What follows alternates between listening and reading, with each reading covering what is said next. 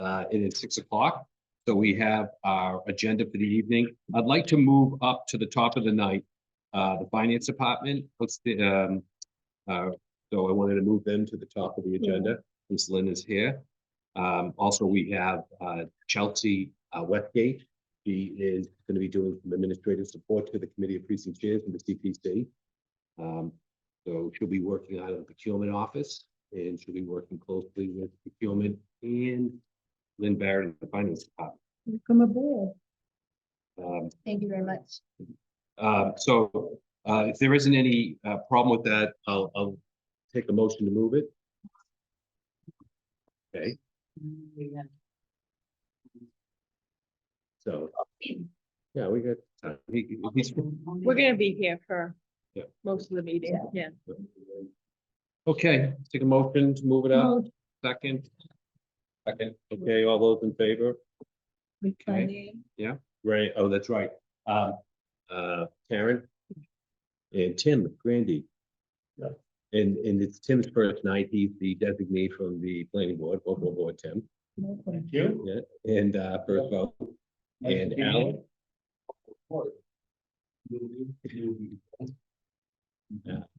And Betty Cavaco and Bill Fortichari. Yes. Okay. And myself, yes, we'll move it up. But before we do that, I want to move it in between the public comment. I don't want to, if anyone has any public comment, we can go ahead with that. Go ahead. Comment.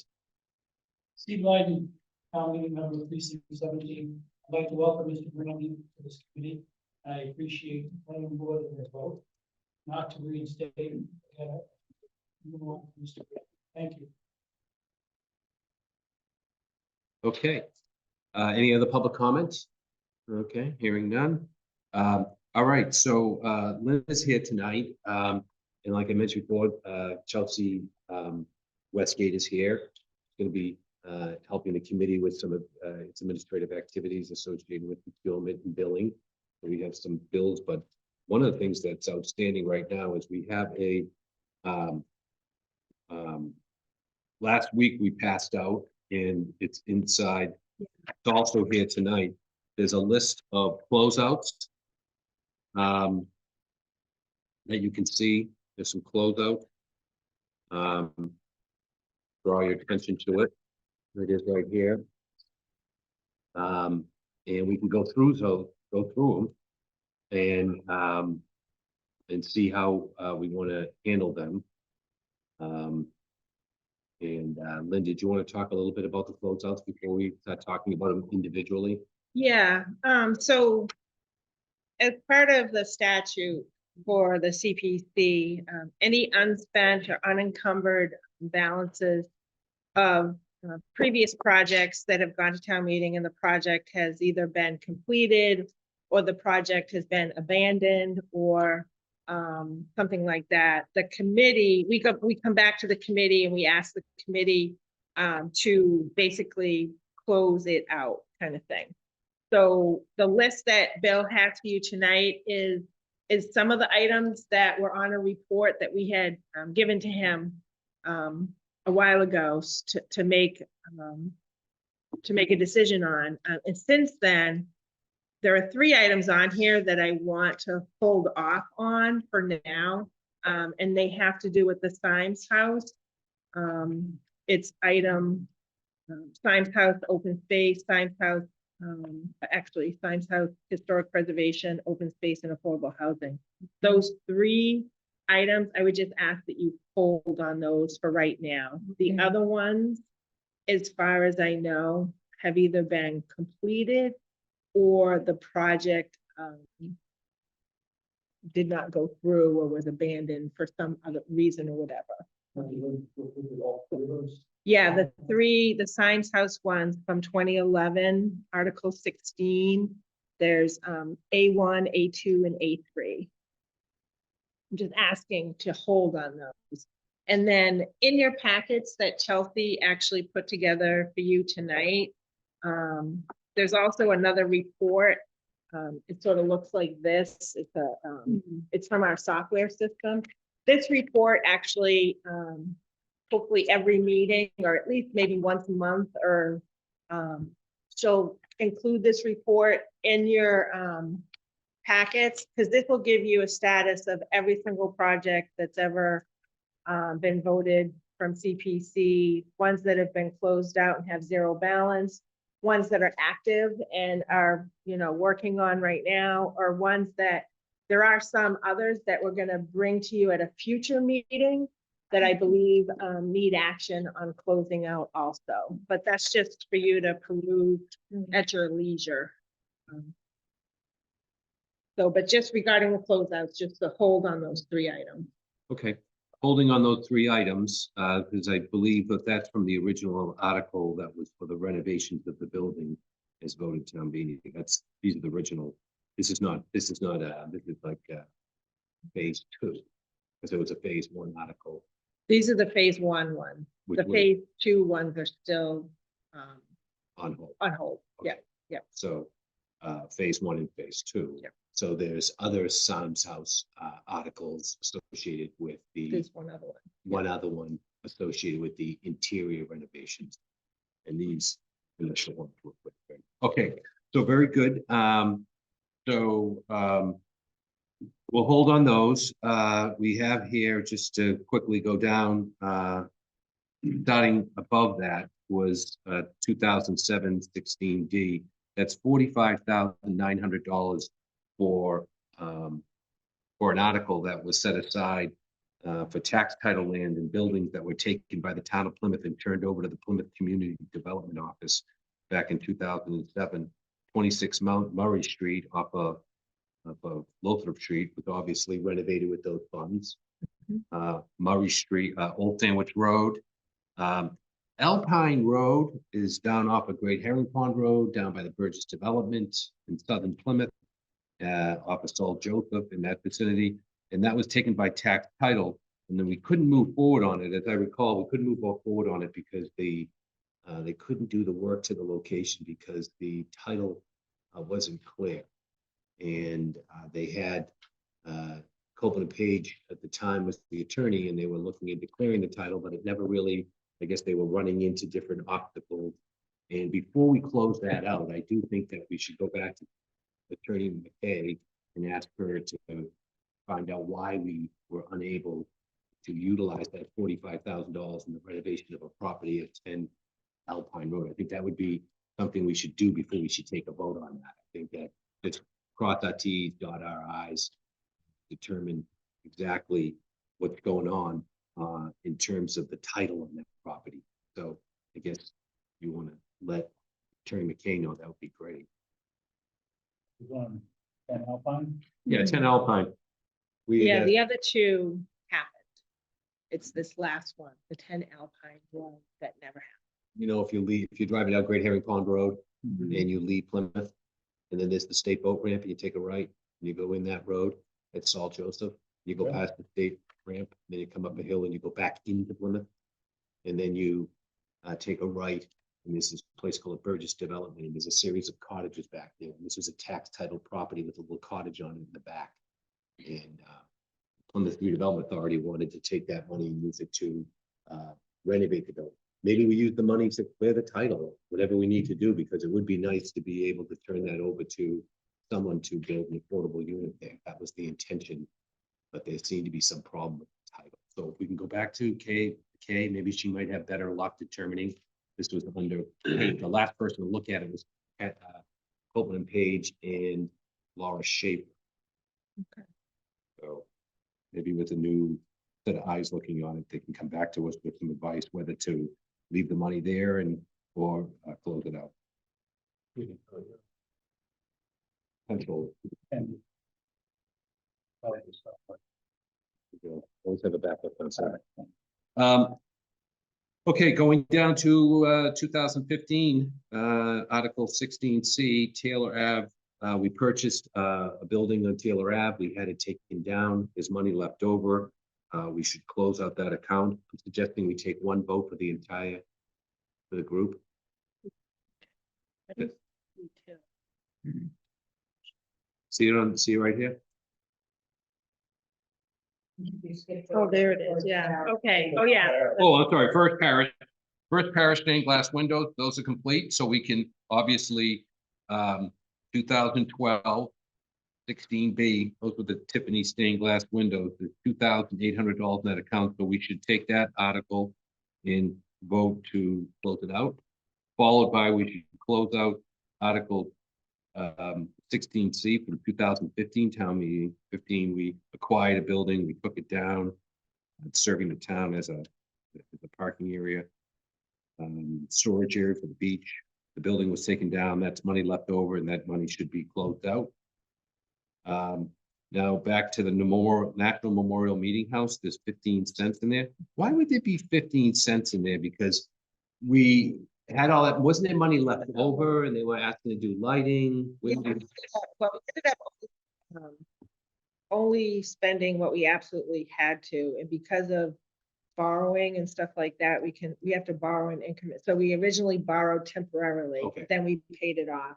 But when you borrow, you can't borrow less increments than $1,000. So I think the difference, so I had to gross it up, so it was grossed up, so there was 15 cents left. So we had to borrow for, 85 cents, 15 cents, or whatever makes a dollar. Wasn't that project under budget? Yes, it was. Yep. And by how much? Oh, well, it's in this report that I gave you guys, so it was So this would be a good from exercise, stick through 2018. 2018, which would be paid. Yeah, so national, it's on page 11. So the National Memorial Meeting House. So we originally, town meeting authorized and it was 2,618,000. It ended up coming in under budget. So we only spent 2,486,476.85, and that left the 15 cents. Okay, so it came in under budget, 131,523. We actually went to town meeting and rescinded the the authorization. by that. Yep. Okay, good, got it. That's nice. That's Yep. nice how it works. And then just to, I just want to clarify, the parish stained glass windows, the balance on that one is actually 4,832.06, because in this report that Jeanette had sent over, there was a PO and then there was some unencumbered money, but we've closed out the POs knowing that the project is done. So the total of balance is 4,832.06. 4,832.06. Yeah. Okay. So that's the official amount, and then the demolition left over is $2,697.23. The meeting house, as you said, is 15 cents. Yeah. The restoration of the town bell.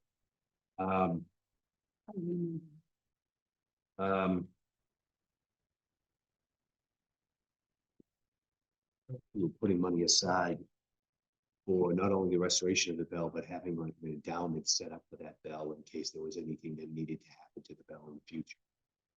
Was that? No. So I'd have to go back and look at the original article. I thought we were doing something there. Maybe we weren't. Maybe it was the hall portraits I'm thinking of. I think the hall portraits They have an endowment. has money left in the article. Like, we don't necessarily create an endowment. Okay. Is it interest bearing? No, it's not. No. You'd have to go back to, you'd have to actually go to town meeting to do a special purpose, like stabilization, if you want it to earn its own interest or something like that. So the money can remain in the article, until you either maintain or, do any improvements or updates to Right. the picture, but I think it was for the, painting. It was for the idea was that we were going to restore the paintings in the hallway and then set up an endowment so that there'd be money in the future. The money just sitting there doing nothing is probably not a good idea. Yeah. So we're gonna have to. Well, the mechanism to create an endowment Yeah. is different Yeah. than an article at town meeting. We did not do a revolving fund or anything. No. We'll have to go back and look at that. Yeah, we can So, go back and look at it. yeah, Do you want to go back and look at the town bell one also? To see what the yeah. language was there? yeah, see what language was there. Okay. Because, you know, there were little objects that fell into disrepair because there was just no money at the time. Yeah. And and the idea was that we would fix it, but set up you know, an account that would be there for future care. So it wouldn't fall into disrepair, so. Okay, so why don't we, hold on Town Bell? I don't know if it's raining right Yeah, it rings at, 12, 1, and 6, right? Yeah. I haven't heard it in a while. I was just talking to Tiffany, she says she's hearing it, she lives next to it. I don't know, does someone live next to it? So it would ring at, it rings at, 12 noon, At 1 and 6. 12 noon, no, 12 noon, 5 PM and 9 PM. Yes. It's the curfew bell, so it basically starts at 9 AM in the morning and it rings at 9 to wake you up. Then it rings at noon to tell you to go to lunch, and then it just rings at 5 to tell you to go home because work is over, and then rings at 9 telling you it's the curfew. to go I to can't bed. hear it. Right. I can't hear it from down above the bay. So, No, I just wanted, they cut the power that it several times. yeah, every time they cut the power, I have to go over and reprogram it. But strangely enough, I was there about a week ago, reprogramming it. And yesterday, I think I was in your office, and I was leaving. Someone said to me, "Oh, the bell's ringing again." So I had been going by at 9 o'clock at night to hear it ring, and it was ringing. So I'll do it again tonight. We get out in Who time. else knows how to reprogram the bell? Doesn't work. I don't know, there's something gonna happen to me. It would be nice if there'd be more than one person in the entire. It's, no, there's How to a, it's, reprogram the bell. no, there's a computer, it has instructions on it. So it's pretty self-efficient, just go in here and. It's a computer, yeah, you just program it. Yeah, yeah. That's a bit. So,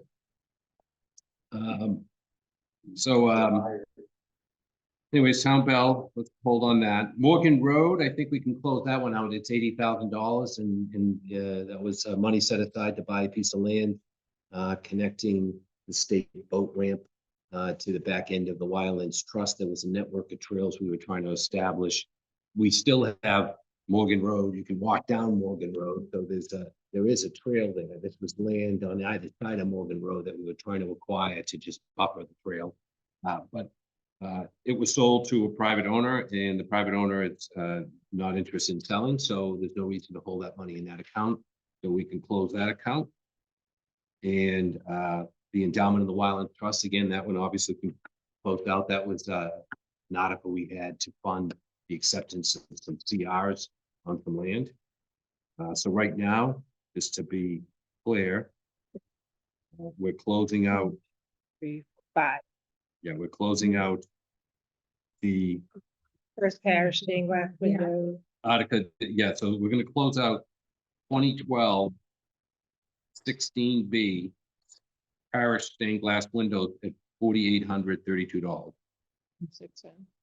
and 6 cents. And then we're also gonna close out Article 16C from 2015 Taylor Ave purchase demolition, $2,697.23. We're also going to close out Article 9D from 2018 Fall Town Meeting, the National Memorial Meeting House at 15 cents. And we're gonna hold on the Town Bell. See if how we want to handle that. And then we have closing out of Morgan Road, which is an article from 2020. Springtown meeting, 9D. And finally, in 2021, the annual Springtown meeting, 16E, endowment of Wildlands Trust, 19 cents. We have 91. Do I make a motion? Second? Motion made by Betty, second by Tim. All those in favor?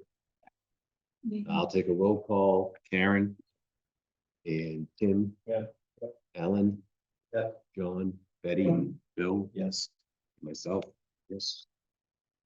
You have one on the video, I did a roll call, that's one about 10 Ds on there. This is, Not that it matters. no, I don't see anyone there. Karen is supposed to zoom in, but I don't see her. Okay. Karen Edwards, I don't see her there. I got an email saying that she was gonna zoom in, but I don't see her. And-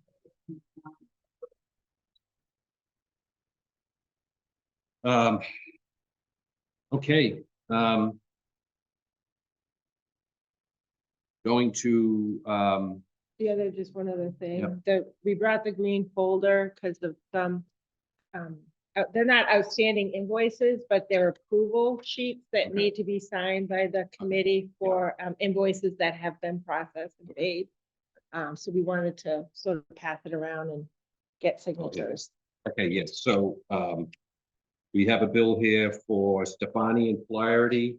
Stefani and Flaherty, this was for engineering work that they did. It's at $787.50. Okay, this was some land that we acquired, I believe, preparing registration fees to record plans. When we purchased the camp out in West Plymouth, that we had engineering done at $20,000. Every time we buy a piece of land, we will have the engineering done and turn it over to the town, because the town engineering department has a lot of things going on. So we try to help them out by every time we buy a piece of land, we go and identify an engineer to work with the town of Plymouth to get the engineering work done. So we have two bills for that.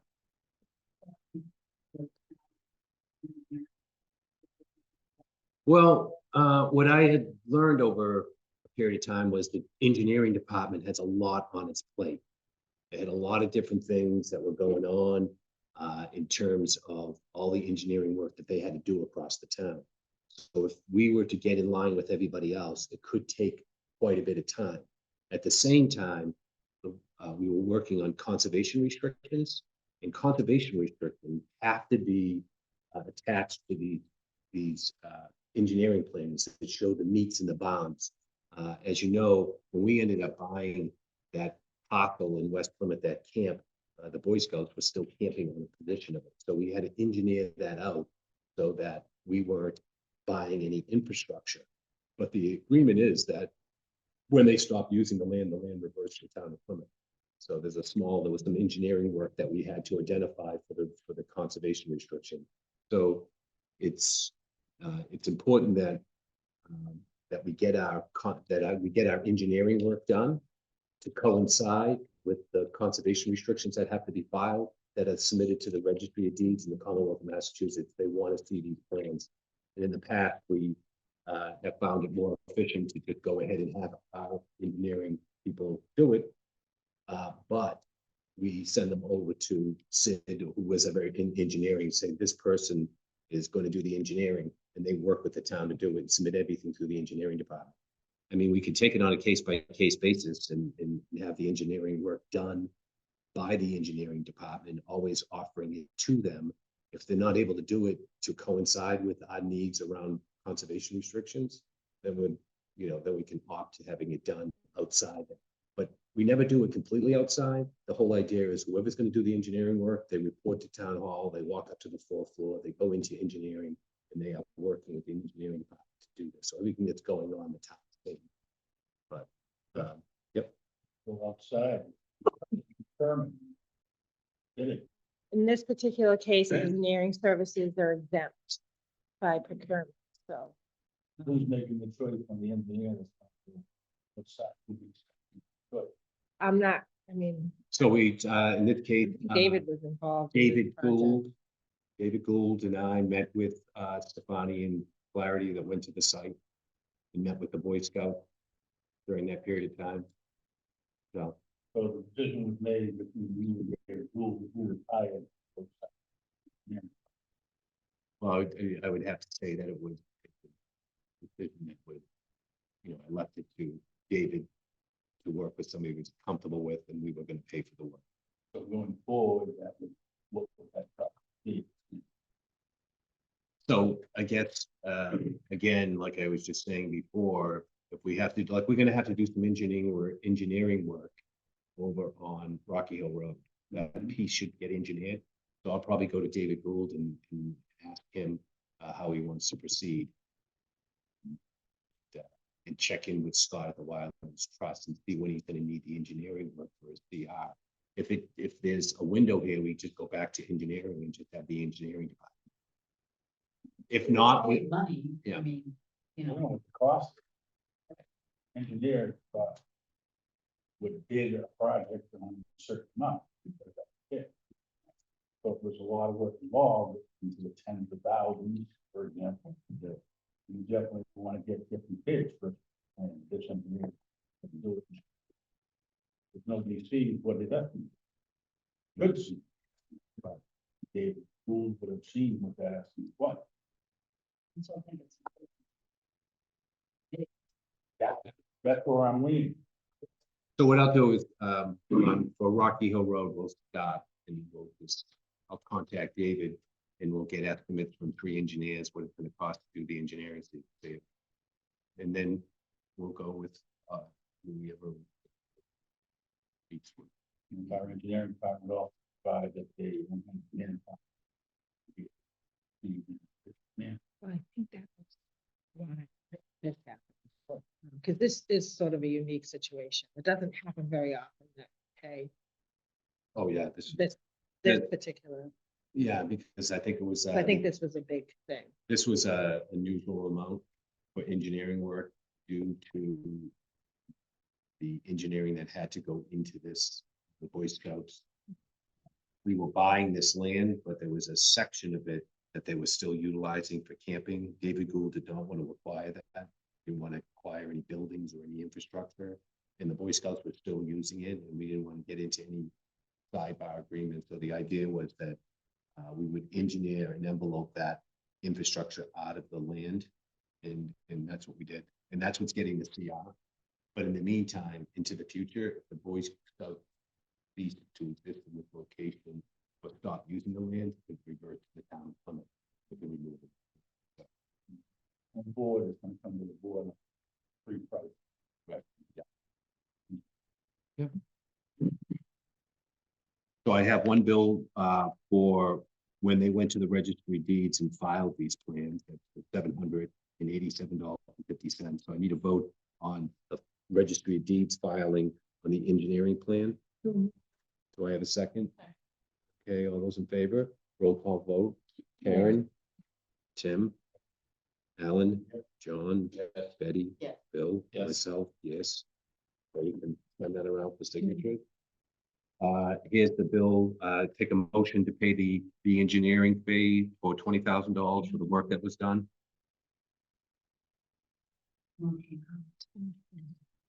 Second. You might have to cross out, like, Yeah. So I have a motion by Betty, a second by Bill, all those in favor, roll call vote, Karen? Yeah. And Tim is already in the process of crossing out and putting his name in. Yeah. Tim, Yeah. roll call, yes. Alan? John? Betty? Bill? Yes. Okay.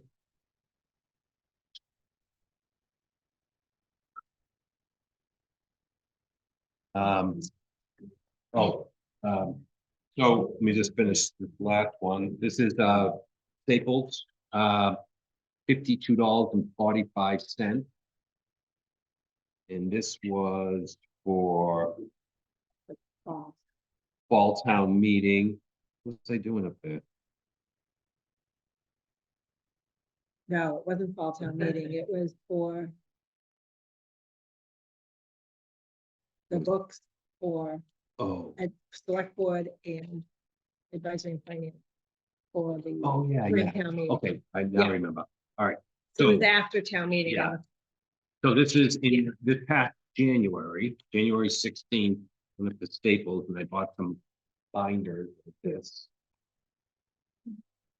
for books that were being given to the FinCom and the Select, Board, and that cost $45.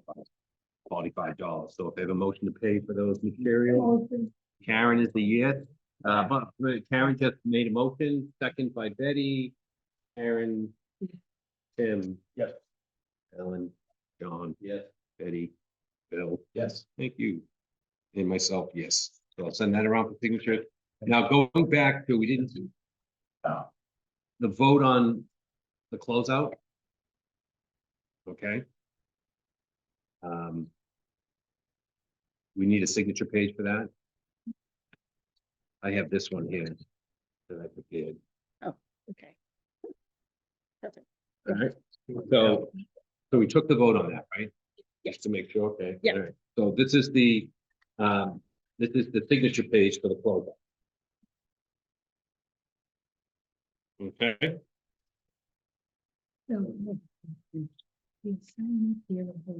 I would sign on top. Okay, so here I am, and we're now at the section of the agenda where we're talking about Springtown meeting special articles. We got some special articles that are administrative in nature. We have an article for Springtown meeting, and it is Pilgrim Hall Museum, Article 8A, and Article 8B and 8C. At our last meeting, we voted to send these to town meeting under the advisement of the finance department. They were presented to FinCom, and FinCom accepted them. They're administrative in nature, where we're basically reducing the borrowing authorization.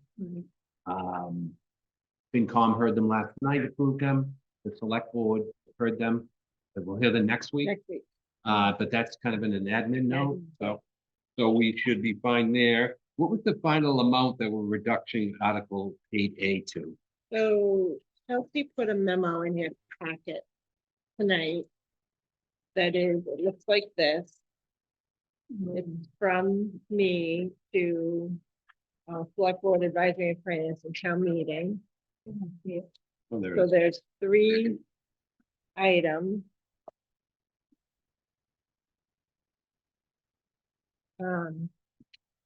So Article 8A is for the Pilgrim Hall Museum. So what we're doing there is we're reducing the borrowing by $733,201.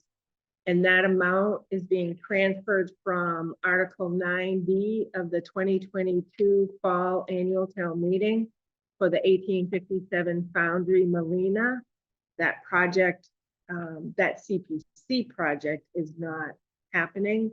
So we're going to use that historic funding resource as a reduction to this article. Yeah. And then, do you want me to each one, go to each one? Yeah, so that's 8A and 8B Stevens Field. 8B Stevens Field. So what we're recommending at the special is to reduce it by $562,846. And this is coming from the CPC undesignated fund balance. The reason for this amount, so we had about approximately $1.3 million remaining in the undesignated fund balance in the CPC fund. So that's an accumulation of money that's been sitting there, hasn't been earmarked for any specific purpose. So I'm using between Article B and Article C, $1,062,846 of that to pay down on Stevens Field and Spire. I don't recommend using all of the undesignated. You want to leave a little cushion in there. So there is still a little bit left. So with regards to Stevens Field, that would leave at the end of June a remaining balance of 2.7 million. And then we have another article in the annual. So we have an article in the annual for both Stevens and Pilgrim Hall. There's an article in the annual to pay off the remaining of Pilgrim Hall, which is 2.4 million. And then we have an article in the annual that's going to pay down another 800 or so thousand. 71. Yeah, Those are in the annual. those are in the annual. So I just wanted to And And- then Article 8C is the Spire. So the Spire, that project was voted at town meeting for 3.6 million. 3 million of it came from available funds at the time. We authorized to borrow 600,000.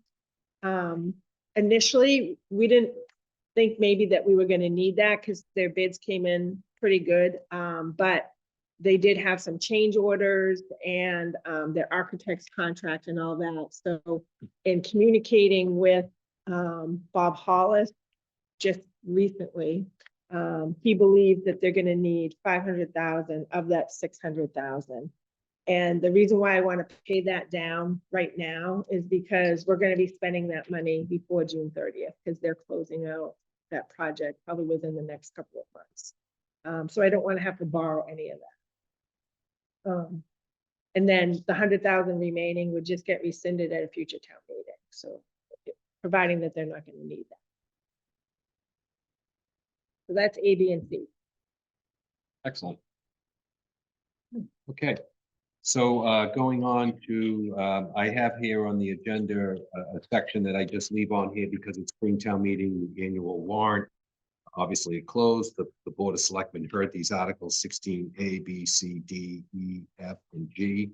I do want to bring it to people's attention that Red Brook is changing their proposal from 52 units to 62 units.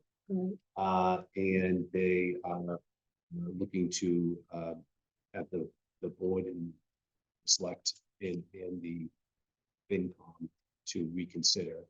I'm not sure if they have called for a reconsider. They passed it. I'm sorry, the FinCom chair has been given some material about the changes in the proposal. And they are probably going to They rehear. may or may not reconsider, because they have a standing rule that reconsideration needs to be based on new information, which this is new information. But secondly, the reconsideration has to come from somebody on the prevailing side, and nobody voted for it. It was unanimous to vote against it. So I think they're struggling with if they can reconsider or not. And that's, the chairman is reviewing that. Isn't that the prevailing Right. side? The prevailing side is not. Oh, that's true. Yeah, okay. And I think I just got my agenda to select what to do that. It's a separate, it's a standalone item. The selectmen, what? It has an agenda, Tuesday night. They don't have to re-vote it. They've already. Are they hearing it? They're gonna- It's on your agenda? If I may, they're moving the location, building. That already happened. Yeah. That, And they're adding 10 units to their. Yeah. It's standalone, it's its own agenda. Article 16, so example. if they were So that was required- put on, I'm sorry, hang on. So I want to get back to this. So it was put on the agenda. Were they gonna give us a little heads up or anything? No, Okay, so taking another bus on this one, 11:47, Virginia's not the agenda, 11:47. all right, okay. Go ahead, Tim, I'm So sorry. it hasn't come back to the planning board yet. From my understanding is they're gonna go to 60 units, correct? yeah. Add another 10, and also, for example, if the requirement within that development is 140. Now, I don't know the exact- They go to 113. they're gonna go to 113, so they're gonna add an extra 10 units. Right. To their requirement. Right. Process. Right. That's what I'm so far. I haven't seen the documentation, so that is what I've heard. So let's see what they, obviously, it's a step in the right direction.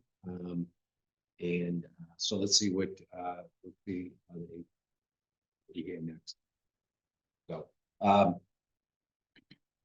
the update, we went through the finance department. Just to, I have this section here where it's old business, new business. And this is really just kind of outstanding applications that we have currently in front of us. That I thought we'd keep on there.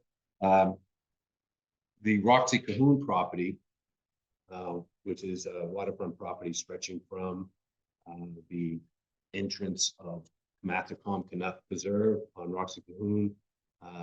It's just south of the Mass Maritime Boating Facility. The family that owns it, with an appraised number, and they are discussing amongst themselves how they want to move forward. They're looking at a bargain sale, came in at a certain amount of money, and they're trying to figure out, what they might do with the land, but they're very eager to see this waterfront property preserved, which would be great because it would connect Massacom Canuck Preserve to the west to Great Herring Pond, obviously opening up a wildlife corridor in this vicinity beyond Massacom Canuck to the west is 1,000 acres. So obviously, who knows what the future holds for this part of Plymouth, but it would be nice to try to focus our attention on creating a substantial corridor in this area. So anyway, we're waiting to hear from the family on that. Black Cat Road is a property owned by A.D. Makepeace. They were working with Dave Gould on a property out on Black Cat Road. We've actually purchased 2 other properties on Black Cat Road over the years. We had the appraisal done. We voted to send it to town meeting. It was on its way to town meeting this spring, but the owners of the property decided to pull back on this acquisition. So they haven't withdrawn their application or the opportunity from the town. They just didn't want to go to spring town meeting. I guess the concern was they had the affordable housing question. They want to take one question at a time. I guess that's the thought process there. So Black Cat Road is on the just to stay on the radar in case it does materialize. St. Catherine's Park, they were given an application, came in right around the time of the deadline, but there was no real appraisal done to this. But the people who own St. Catherine's Park, Will Shane and Steve Pearson, who submitted an application looking to sell that to the town or sell an interest in the real estate where they would own it fee simple but sell off the development rights. They were acquired the property with an endowment, but I guess over the last 5 or 6 years that endowment has been spent down to a point where there may not be significant money in the future to continue to care for the park. So they were looking to raise revenue for the care and the maintenance of that park. So you all got that application. You all have that. So, whatever instructions you want to give me, do we go back to these people and do an appraisal? Or do we, really, it's kind of up to the committee how they want to proceed with this application. Oh, you can get send it to you, yeah. Well, I think that they just want to sell the development rights, means that they want to keep the property. But sell out the development rights so they can make money, so they can continue doing what they're doing. Why don't we just ask them to sell the entire? I mean, why would we just take that little piece of it? Any other thoughts? Because I can go back and we could do an appraisal based on the fee simple value or the development rights, find out what they can sell. The question is, where does the money go? That's the question. Well, I'm sure they have staff. Right. So why don't I go back to proposing these? We're in I can't take questions from a public comment. When I go back and I'll ask those questions and see if they're interested in appraisal that would show the fee simple interest or the development interest, and would they be open to selling it? If it was sold, where would the proceeds go and what purpose would they serve, because the land was given to them? I have a question. Does that mean that they want development on that property, or they're open to development on that property? Yeah, if we don't mind. Ah, Were there any, I'm just curious, were there any deed restrictions when the church sold it? So when the dietist sold it to the woman who owned it, who renovated, who then gifted it to the foundation. That would be disclosed during the appraisal. The appraiser is required to go to the registry of deeds and pull down any restrictions associated with the appraisal process. Rather than going to them and saying, hey, what restrictions do you have?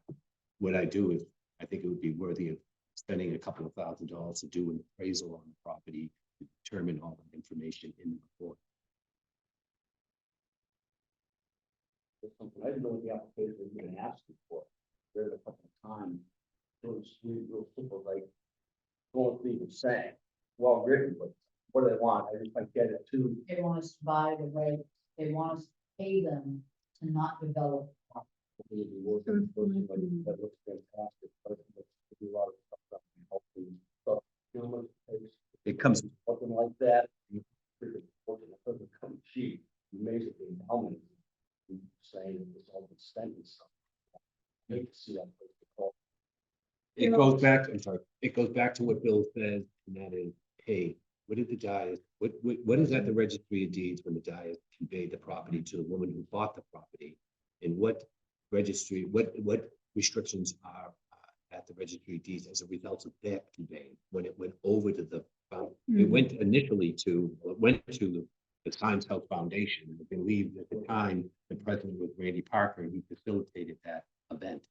So then later on, when the building came back to the town of Plymouth, the foundation held the land and did not convey that. So they exist around this land. Go ahead, Karen. I think you remember too, because I was part of the Times at that time, that they fought very hard for the town, and they proved themselves that they had a 99-year lease and that they were going to maintain it for 99 years. I don't know what happened to that money.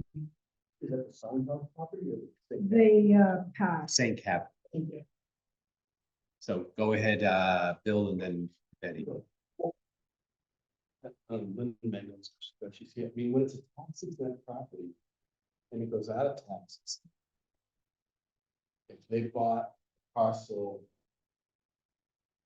as a development property, and it's still, that would be my question. I don't think it's not, I know that the intention wasn't to develop that property. I think it's odd that they're asking them Yeah, to buy the development right. I was confused by that too, bringing me back to what Bill said is what it, when it was sold the first time, how was it conveyed? And when it was sold the second time, how was it conveyed? And that can be done with it. When you do a appraisal, you probably do a title search at the same time of discovering. they did. Go ahead, Tim. Oh, Betty, finish up and then Tim. We have staff. Right. And we have an attorney. I don't think we have to pay $2,000 to get that information. We need to do appraisal at some point. I think.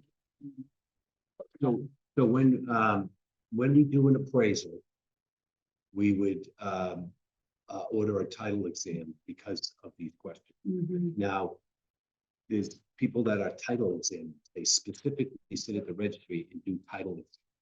So a lawyer will call up an attorney, a title examiner, and ask for a report. They're not terribly expensive.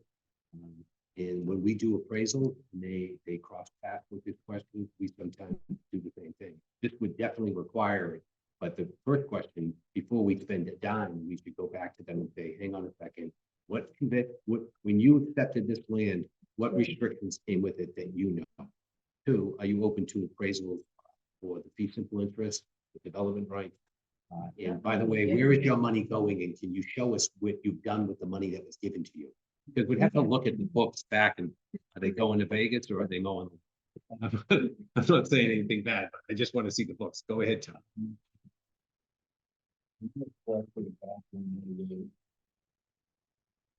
Sitting here, with the planning board member and going through the master plan again.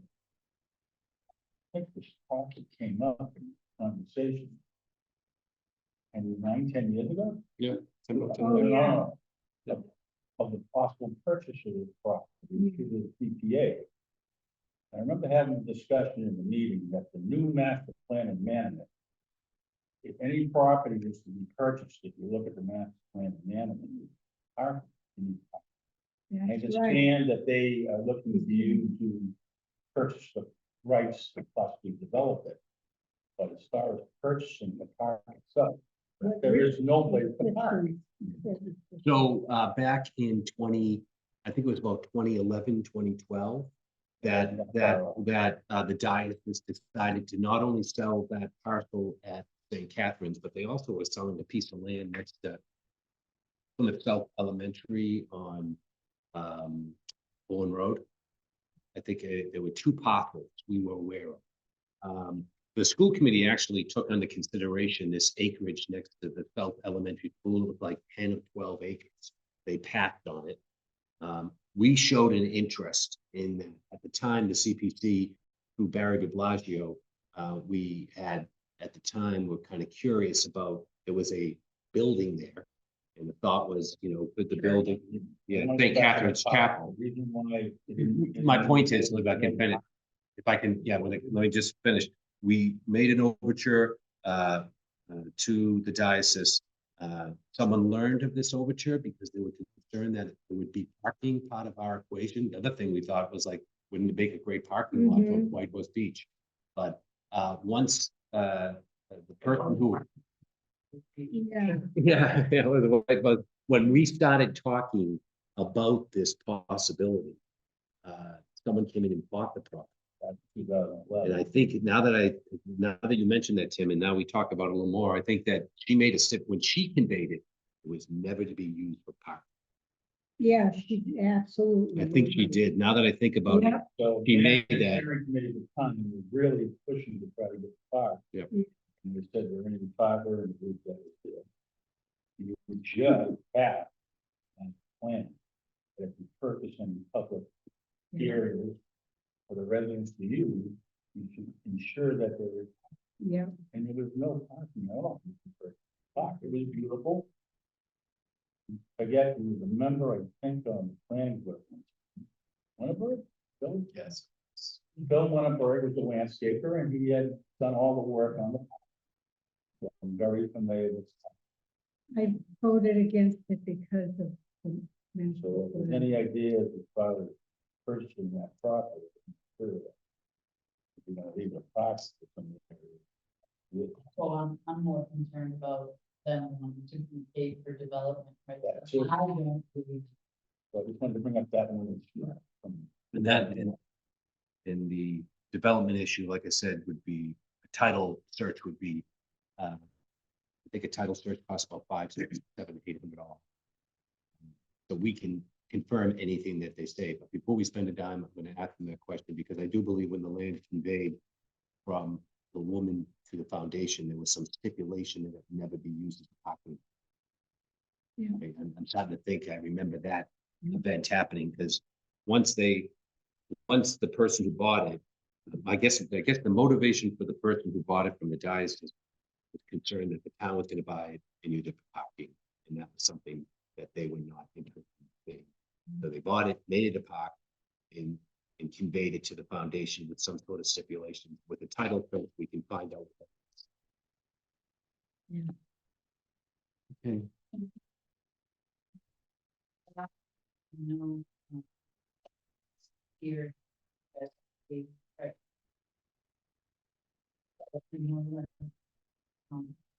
First of all, all of us, so I thought that was like, kind of, we can tell them. Okay, All of us. okay. We'll stay through the end of this meeting, so they know that we're coming, but we might be late. We're almost done anyways. We can have a roundup at the end and introduce everybody. So, the GSA, I just wanted to let people know, I was contacted by an organization out at the Gurnett. They are applying to acquire the 7 acres in the lighthouse, but they're also thinking about applying to us for money to take care of it. So anyways, just everybody has a right to apply to this money. If you don't want to say no until we get an application, but just know that that's the case. Respect the application process and make a decision when you get all the information. And then down behind there, we got a report a nice report in our packet. And we got a nice report from Attorney McKay on the status of Articles 9A, B, C, D, E, Right. F, and G from spring fall town meeting. Yeah. So we got a nice report. You all had that emailed over. Before I go to public comment, I think in your packet too is an email from David Gould on the status. Yep. Of one of the projects that he was Hedges responsible for. Pond. Oh, So he provided an update on Hedges Pond. And so now we're down to the end of the meeting. Public comment. Mr. Lyden's hand is on up. Yeah, I want to talk about Tin Cap. The woman who purchased that purchased it for one reason, only. And that was. Then any cost to go in. Now, this foundation, she gave the plan for them. Now they want to pay them. You know, I'm sorry, if they can't maintain the park, they should give it up. If I remember right, the selectmen had a chance to buy it. Take it, but they didn't want, because they didn't want to pay for maintenance of the park. Because the way it was designed, it would be very expensive. So the selectmen didn't want it. You know, so I don't know why we would consider engaging. Thank you. Okay, just one other thing. I wanted to pass around something before we, and before something else I meant to pass around, just so people see it. David and I were working on signage at the newly acquired parcels of land. There's a property there called the Rocky Pond property, which is the L Pinnacle Preserve. So I pass those around. There are a group of them. Just keep passing them. They go in a group. So I wanted you to see all of them. So no, they're all the same. They're not all the same. There's three things. Betty is holding. What are you holding, Betty? Rocky Point. That's by the nuclear power plant, and you're holding Dixon. That's in Capel. So I just wanted people to see the language that's going to go on these signs. David and I had a chance to look at that, and those are the languages. Yeah, and there's also David wanted to provide us with a little bit of a different picture on that too. Yep. There's one other thing here. these are pretty. So, yeah, so the three names are, there's the property on Rocky Pond Road, that will be called Pinnacle Preserve, the Capel property. Oh, So it says Capel Pinnacle Preserve. the one we went to? Yeah. Okay. Okay. Then there's another one. Let me see, what one is that? Rocky. Rocky Point, that's the other one. So if you look, this Rocky Point one had the water. Has some glacial erratics, and trees and a boat going by. This is the Pinnacle one, which is more boggy like Cranberry, like Plymouth. The graphics person, guy, no, Mark. So he did that one. What's the other one you have? Capel, what do you have there, Randy? I mean, Dixon Preserve at Idle Hill. Dixon Preserve at High Hole Hill. That is Eugene Dixon. So you can see here, down on Old Sandwich Road, there's a preserve that we acquired a few years back, and it's called High Ho Hill. And it has an elevation like of 320 feet. It only is rivaled by the Pine Hills itself. So if you stand on it, you look out at the sea. It's a really huge view, especially this time of year where there's no leaves on the trees. It's on Old Sandwich Road. You pull off, it's across from the Don Quinn 360 acre parcel. Those metal things? They're made of a composite material, and they're carved. Bought, basically? Yeah, they're all, we gotta, I'm just settling on the language with you. We'll have to take this and show this to like 3 different sign companies to see what ones will do it and how much. And that could be something that Chelsea can work on for us. I'll send her over what I have so far. But Mr. Eugene Dixon was a very interesting guy. Met with him about 15 years ago. He was well. His wife took over the operation after he passed. And he was a award-winning photographer for the Boston Globe in the 1950s and 60s. And his wife was committed to this. They did a bargain sale with him, so that's how the name got on the preserve. They dropped the price of it by $40,000 when they sold it. So that's how that got its name, Dixon Preserve. But if you guys are okay with the signage language, we'll start moving forward.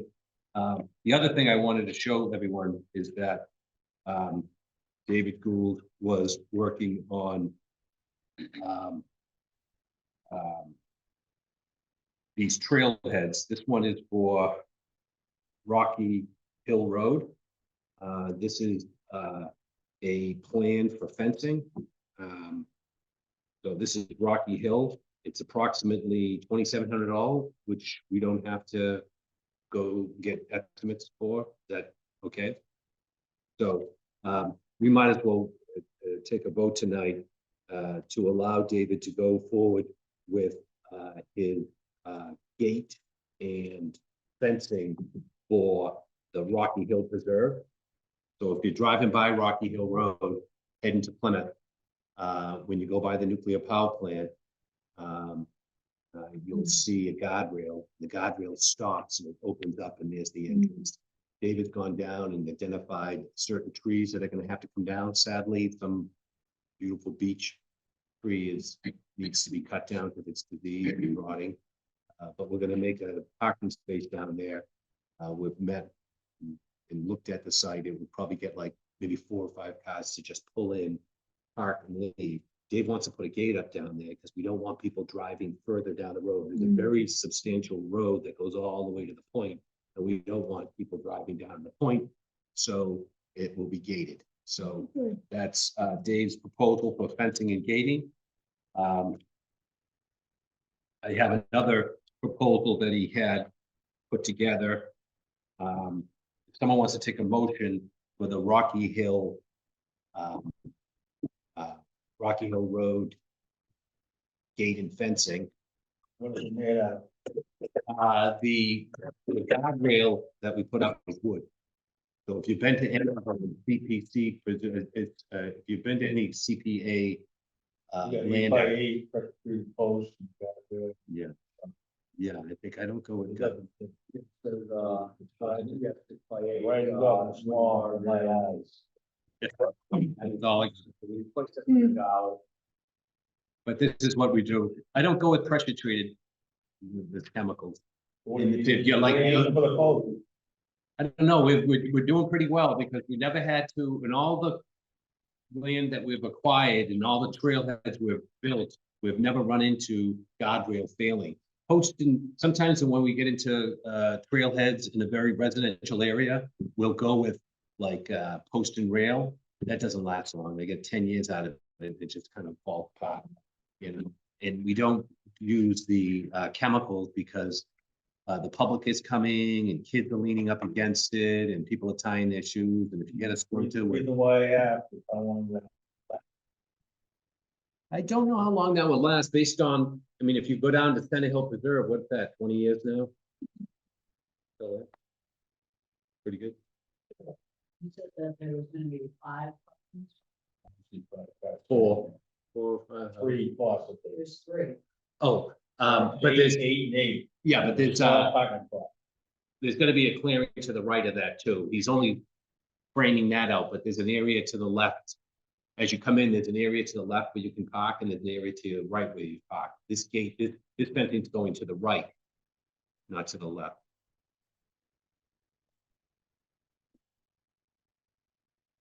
So When you go in to the right. when you go fencing's going to the right. left. Left. Yeah, so when you pull in on my left, that's the area he's gonna clear and fence. Yes, when you pull your car in, you'll be below the road because the road is rising up now. And that will be for a few cars. But when you come in on your right, he's cutting down those trees where cars can park like on this side. But I would say about 50, 70, about 100 feet into the site, they'd probably put a gate there, because that would be gated. So the gate is with that. No. No, that's just the fencing. So the motion to move that, Yeah. so made. Okay, Second, okay, we have a motion made by Tim, a second by Karen. All those in favor, Karen, Tim? Yeah. Yes. Yes. Okay, yes, okay. And David was working on some fencing for Rocky Pond Road.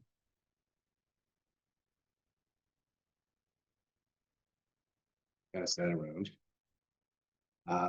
So if you're going down Rocky Pond Road, on your, sorry, Now I can buy the corner. do that. Okay, so town of Plymouth, Rocky Pond Road. So we have a gate here for $3,225. Does that Big break any? No, as long as the two, so fencing and gating, that would be considered as one. So as long as it's under 10,000 in a year, so you'd have to look at all your. Is it pressure treated? Because I'm gonna have, yeah, but I might. Maybe go to the post. Maybe it's the post. I said 8x8 post TP, so that's exactly what's on the quote. Right. I don't know. I try to stay away from the chemicals on the wood because there's little kids there with their hands. If you get a splinter on that chemical stuff, not good. So 7 feet of wooden guardrail to include 6x8 TP post. 4x1 TP rail. Okay, well, I'm gonna go back and talk to them about the rails because I don't think it's a good idea to have the rails made of pressure. Maybe the post. So I would have done it before. But anyways, all right, great. Right, so that's someone to take a measure of a motion on the guardrail. motion, Do we have a second? Second. All those in favor, Yeah. Karen, Tim, And you're checking on the rail, not TPD, is that what you said? So one rail. yeah, that's good. Good, you're okay with the TP rail. I would probably go back and I would probably say to the fence people, just go with regular wood rails. Because people are sitting on these things, people are putting their feet on these things. In the past, we've been kind of sensitive to that. Because sometimes but if you go to Center Hill Preserve, that's there. The guardrail there is 20 years old probably.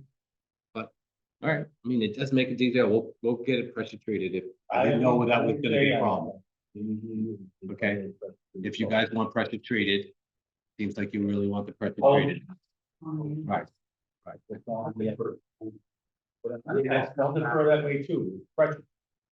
You want pressure treated? I think it's post that around the bid, let David decide. What he's been using. As I said He puts before. something around, it needs to be pressure protected. Pressure Gonna be a treated. pressure treated.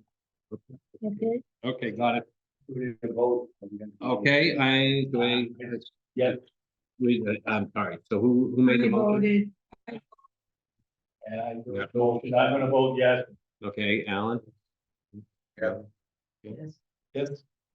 And me, yes. Okay, all right, so pretty much concludes our work for tonight.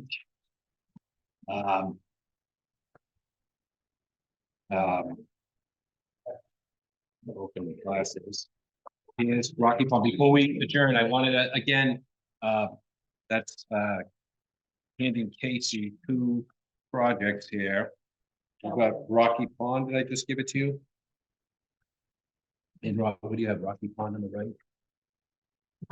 It says Rocky Pond. Here's Rocky Hill. So with Chelsea, you're gonna, Chelsea's gonna give this to David and tell him it's been approved, because those are just estimates, so when the bills are done, he'll bring it in. Again, so tonight, Chelsea Westgate is joining us, and she'll be working out of the procurement office, which will be coming very handy, so before we pay our bills, we'll have somebody there that can keep an eye on that process. And just to go around the room, we can all introduce ourselves. When you're introducing yourself, you might want to make a reference to the appointing body that put you on this board. I'm Bill. I am appointed by the Board of Selectmen. Karen Dukes, appointed by the selectmen. Timothy Randy, Chair of the Planning Board, appointed by the members of the Planning Board. Planning Board like to meet. I'll remember and that. Or.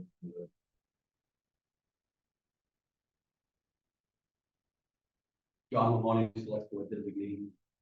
So we once introduction, tell me we can have questions or public comment. Yeah. Betty Clark, appointed by the. And Bill Winshire from the Historic District Commission.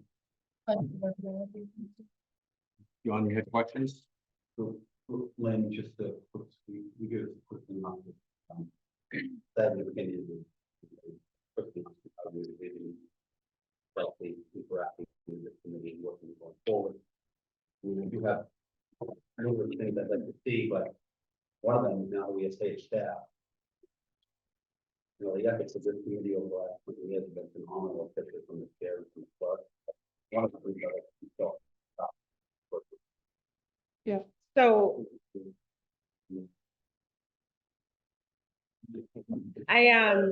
so Chelsea is able and willing and ready to take on, you know, posting of the meetings, working with the chairman on the agendas, taking the minutes of the meetings, then making sure that those minutes get posted after they've been approved.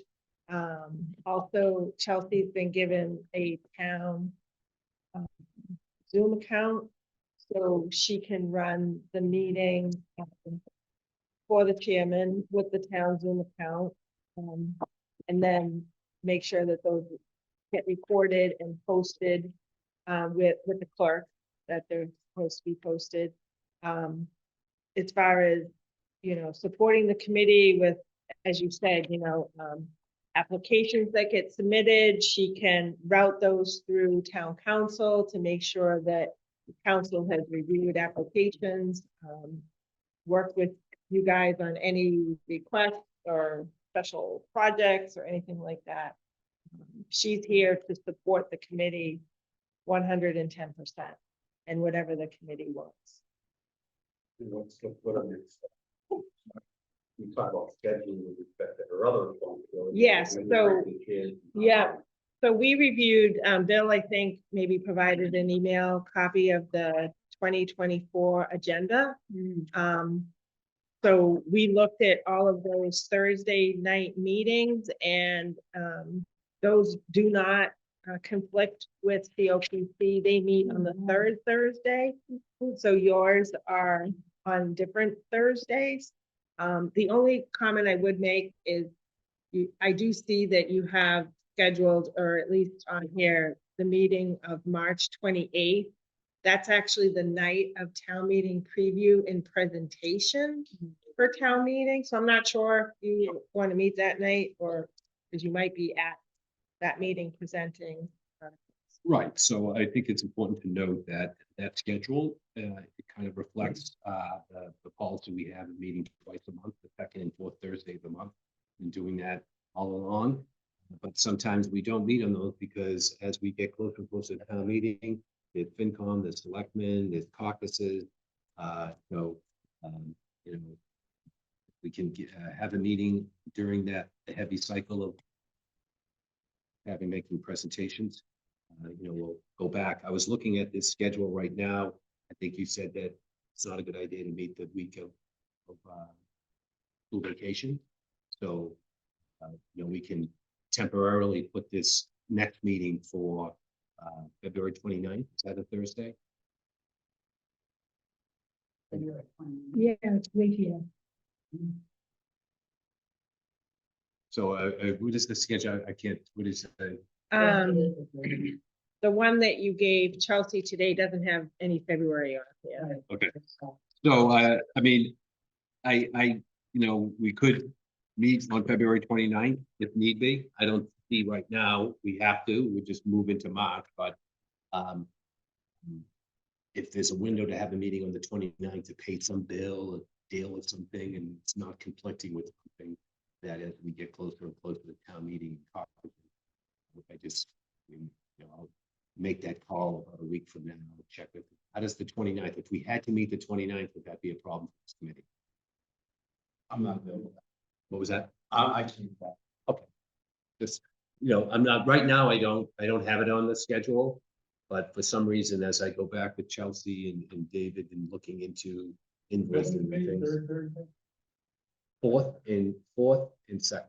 Oh. That's DPC. I think it's the second Thursday of the month, isn't it? I think so. Yeah. But, you know, this is the target. I mean, we can always move things around based on availability. Like I said before, our schedule seems to be quite busy leading up to warrants closing, and then as the warrant closes, and we're working towards FinCom and selectmen and caucus, getting ready for town meeting, we go into a kind of a situation where most of our work is done after hours during these meetings. Go ahead, Ben. So one of the things, and we've had some email exchanges, we have a schedule. We need to stick to the schedule. And also, you can't just plan the meeting because you can't make it for me. We have a very flexible last year. It's done in every single public committee. And we just can't do it. We can't not do business because you're not able to make a meeting. this is probably part of that. Please, company, that's why I'm not even meeting. They don't need to make a year, for your meeting. So it's random, so there is. Maybe. Basically, catching up on stuff, there's nothing to vote on or anything, like, it may not need to do it. So I mean. Board, and we look at it, and, maybe this year, meeting. Yeah, it may not. Well, that's fine, but I think the committee has to make the decision of not meeting, and that wasn't the issue that we didn't have any. The issue was people who couldn't make it. So that's not a reason to cancel the meeting because we have a budget. Yeah.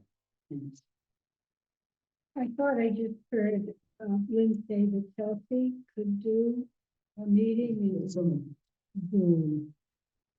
But I mean, every single board, if you're not there, who takes over? Same with the select board. So we can't, you know, it's just not right. that we do that. Building committee is the second Thursday of the month. So I don't know if we need to, if you agree with that, Bill, that you would have to check. Oh, well, yeah, out I agree with that. the I agree with that. I agree with that, So- yeah. We're not gonna cancel any more. Yeah, meetings. just a family, it's something, a family emergency came up and I was in a tight jam, so sorry, I rescheduled it. But it's not, I understand, I understand. Your points are well taken and it won't happen again. Hopefully.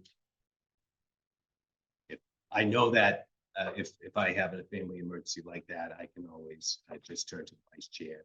And now that we have the Zoom account with a new person that we didn't have that week. This week we do, that week we didn't. John has his hand up. So.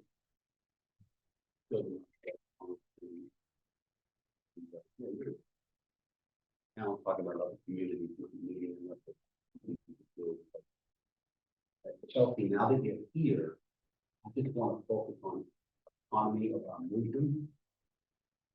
Not only as a volunteer committee, but as a staff member. I just want to make sure that we're here to support this committee in any way that we can. I think, you know, I've heard nothing but good things about you, and you're able to get it quickly, but I want to shift some of the burden. Hypothetical, I mean, not hypothetically, but for example, post-town meeting, we go to Rocky Hill Roads. It's not a town meeting, they've given the approval for a purchase of 24 to 25 acres. we're gonna be working with Lynn and the town council, because we're gonna move forward with closing on that property. Now, this is how I refer to it. Community doesn't own the constitutional rights to that private property. It's a private versus public property thing. We're compensating them to get those acres from the private sector into the community. Okay? But I just want you to think, kind of begin to check. While we're waiting to get to that closing of the date certain, and once that closing happens, those rights come underneath the town of Plymouth and the taxpayers there. There's a couple of more steps after that. So while we're waiting for that date, is there an unsafe condition on that property? There is, it's like a patio and an old chimney down there, which in the article, this committee included $10,000 removal of that. So that once we get to that point where we own the property, prior to that, you've been working with Mr. Gould, or DPW director, and Mr. What is the cost of removal of that? Do we have to go out and get free bids? If not, who's gonna do it in-house? Is it DPW, is it DMEA, or the other, or do we have to go out and get an outside contract? So that once we own it, there's no law, there's no gap of time. Somebody's hitting the ground immediately, okay? And then obviously on an open space program, the other ball that's in the air that we have to take care of is conservation. I don't want you running around your head chopped off, but I don't want any dead moments either, if that makes any sense, because Lynn, you know what I'm Yeah. saying? Exactly. When you just move consistently and deliberately, we're all communicating on the same page, so that there's no, we don't two people off doing the same thing, we don't know that they're duplicating it. But we put a lot of time into this, especially the chair. Just wanted to make sure that we're coming here, we're focusing and we're getting work done in an efficient manner, only when we need to come here. Because we're all busy now. Thank you, welcome. I mean, is it, well, we don't meet every 2 weeks in off meetings. That's scheduled to meet twice a month. We have a schedule that we meet twice a month. Sometimes when we get closer in the past, we have made accommodations to people's schedule due to the fact that, we were out 4 or 5 nights a week covering caucuses, and there was really nothing to do. Our job is to come up with an application process. Our job is to review applications. Our job is to make recommendations to town meeting. And then obviously in that effort, we want to be successful. So there's preparing of supporting documents and presentations. And then there's the afternoon of the town meeting, the things that we have to do as John has indicated, everything from conservation restriction to founding to demolition. So, our meetings are as needed. We do notice that we're going to be meeting twice a month, but sometimes we won't meet that. We'll meet once a month because there'll be very little to do in the off season. So. Maybe a meeting adjust. The only way to adjust it is really to live up to that moment in time and realize you don't need a meeting. I wouldn't advise the committee to eliminate meetings well in advance. I think we just play it as we go. Gee, we really don't have to meet because we don't have any bills to pay, or we don't have any, usually that event happens like in May, in June, it's pretty quiet, but July and August heats up because we got to get our applications. We have to have our meetings because July and August are big. That's when the warrant opens and closes, and we have deadlines for applications. So during that period of time, I know everybody wants to go to the beach, but we're usually focused on getting the deadline, getting the applications, and getting them in front of the committee. So when the warrant shuts for the fall, we're in there. And the same thing happens because town meeting ends in October, second week in October is town meeting. So the town warrant is closing it opens in November and closes in December. So the spring town meeting is very tight. So, we end up meeting more in July and August, in November and December. Those are our busy times. The rest of the time of the year, we're just kind of, getting updates from different people, handling different circumstances with the committee, but a lot of stuff can be done in leading this committee to be more efficient with their time that Joe indicated. Bill, Just want to share something with this committee that I'm still the newbie on here, but see the newbie. oh, he's a newbie now. You You can't say that again. You're Kind of newbie. I had an incident with the Falmouth PPP, and I never wanted this committee to get to that point. I just want to share the story really quickly. First Congregational Church in the town of Green, Falmouth, has these people that is in precarious position. The church hired their own structural engineer. They've made recommendations on these people, Stiffen and so forth and so on. They went to their CPC. The town of Falmouth hired 2 preservation consultants to review their application outside of the committee, and they rejected them because the 2 preservation consultants didn't like the way they were going to do it. So now they have to go back and do it again, and the steeple isn't scary as it was really a shame. And so the applicant went out and did the structural engineering and not the committee. Okay, so want to let you know, we've spent a lot of time and energy over the years actually spending CPA administrative funds on independent cost estimates and structural engineers, not the applicant. We, like I was saying before, we do the title search. We don't take any of that information. The applicant is to fill out as much information as possible, give it to us. And then we really have to use kind of admin money to invest in independent cost estimates, structural reports, appraisal, engineering. That's what we've always spent our money on. So we haven't run into a situation like buying a home, you're not gonna use double inspection. home inspector. You use your own inspector. I think we've done that over the years, haven't we, Lynn? Have we spent a significant amount of money on those activities over the years, do you think? Maybe not a significant. Okay. All right. Any other stuff? In the hearing, no new business. I'll take a minute, motion to adjourn. All those in favor? Roll call.